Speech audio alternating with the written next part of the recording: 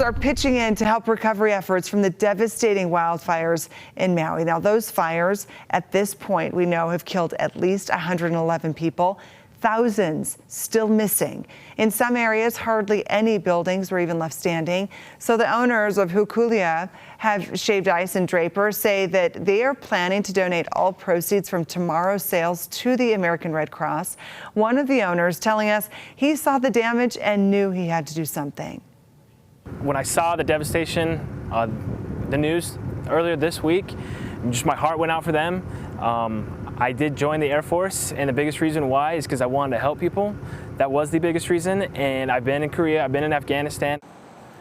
Jared there tells us Saturday is their busiest day, so they're hoping to put together a big donation.